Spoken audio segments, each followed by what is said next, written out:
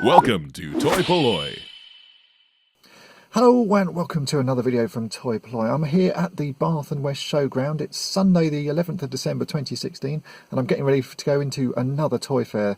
Now this is a toy fair that I do like to go to. It's not the best of toy fairs, but it has a lot of sort of random stuff, which is what I like to sort of search through. And there's always lots of bins and things that I can scrabble through and find the odd items that I need for my collection. So let's go in and we'll see what we can find today.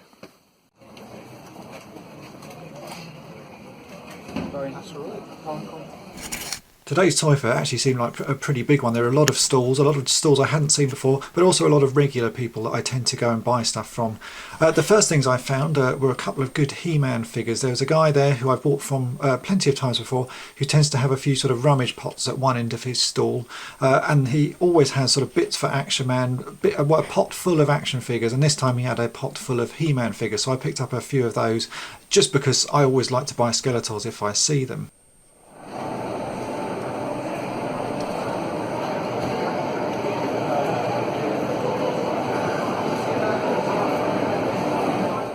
There's another guy I always like to go and see as well who sells a lot of Action Man stuff. He also has quite a few bits of Star Wars these days, and also a lot of Steve Austin's $6 Million Man stuff. There wasn't a lot I wanted off his stand today, but then again he always has some good rummage pots, so I had a quick rummage through there and found another couple of bits that I was looking for to complete a couple of other Action Man outfits that I've been trying to finish off here at Toy Polloi. For the first time in ages I actually found a stall that was also selling a large amount of Action Force figures. Now you don't often see Action Force figures at these toy fairs, which is odd because it was quite a big line back in the sort of 80s. So I had a quick rummage through there. Some nice bits. I haven't actually started buying Action Force, although it is a line that I do like the look of. So at some point I think I will start picking up some of them. And this guy has some really nice pieces, all in very good condition, and a lot of complete stuff as well. So it would have been a good chance to buy them, but I think I'll save that for the next time. Prices today were pretty average. Star Wars stuff is really quite expensive at the moment. I really didn't see anything for what I would class as a good price. They're sort of average prices for Star Wars at the moment, but for me it just all seems a bit expensive. I'm much more used to buying things really cheaply, and at the moment you don't see any figures below about £5. And in fact I saw a couple of beta figures that were for £10, which is crazy for something that you used to be able to pick up for under £1. So a little bit overpriced, and an awful lot more modern Star Wars than the vintage stuff that I prefer. I only saw a couple of vintage ships. All the other ships tended to be the modern line of Star Wars toys. Overall, I thought it was a really good show. There was lots of rummage pots, which is the best place for finding bits for the projects that I have on the go. There's a lot of good stuff there. If I had a larger room, there's certainly some things that would have tempted me to buy. But as it is, I was really only looking for some small items to finish off parts of my collection.